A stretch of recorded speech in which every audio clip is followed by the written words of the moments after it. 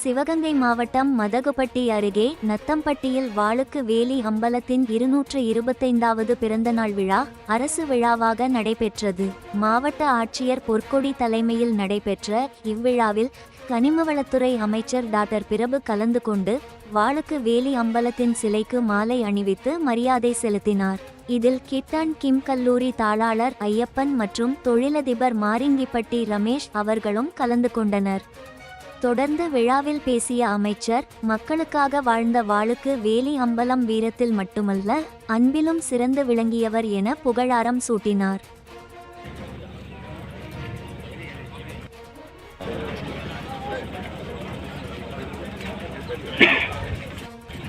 அமைப்பிற்கு மரியாதைக்குரிய மாவட்ட ஆட்சியர்களுக்கு சிறப்பு செய்யப்படுகிறது.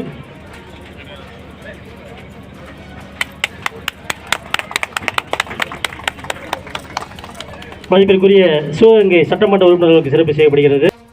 அனைவரையும் வரவேற்பதிலே ஆகனரை வால்கோட்டை நாட்டின் சார்பாக உங்களை நான் வரவேற்கின்றேன். வாளுக்கு வேலி அம்பலம் அவர்களின் திருவுருவச் சிலைக்கு அரசின் சார்பில் மாலை அணிவித்து மரியாதை செலுத்தி சிறப்பிக்க வருகை புரிந்துள்ள கூட்டுதலுக்குரிய மாண்புமிகு இயற்கை வளங்கள் துறை அமைச்சர் அவர்கள் விழா பேருரையாற்றுவார்கள். ஐயா வாளுக்கு வேலி அம்பலம் அவர்களின் பிறந்த நாளில் உங்களோட கலந்துக்கிற இந்த மிகப்பெரிய வாய்ப்பை எனக்கு கொடுத்த மாண்புமிகு தமிழக முதல்வர் அவர்களுக்கு என்னுடைய முதல் வணக்கத்தை தெரிவிக்கிறேன்.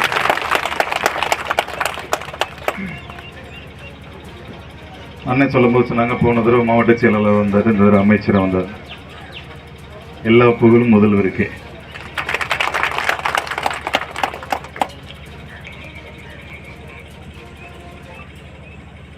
இந்த விழாவில் பங்கேற்றுக் கொண்டிருக்கும் மாவட்ட ஆட்சித்தலைவர் அவர்களே,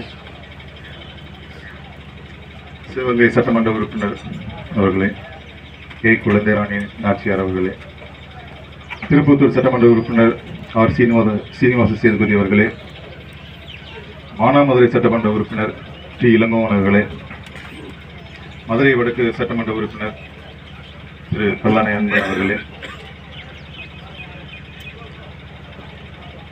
சிவகங்கை வருவாய் கோட்டாட்சி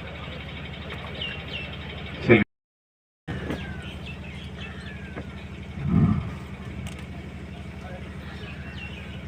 ஐயா ஆட்சி பண்ணிட்டு இருந்த இந்த நாடு பகனீர் நாட்டில் ஒரு டயத்தில் ஒரு மிகப்பெரிய பஞ்சம் வந்துச்சு. மழை இல்லை, தண்ணி இல்லை, தானியங்கள் விலையில உணவுக்கு ரொம்ப ஒரு தட்டுப்பாடான ஒரு நிலை வந்துச்சு ஒரு டயத்தில்.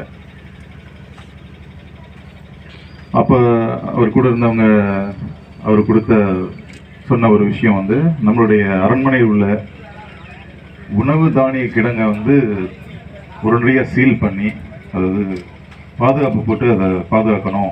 ஏன்னா மக்கள் பஞ்சத்தில் இருக்காங்க, உள்ளே வந்தாலும் வந்துடுவாங்க அப்படின்னு சொல்லி ஐயா கிட்ட சொல்கிறாங்க.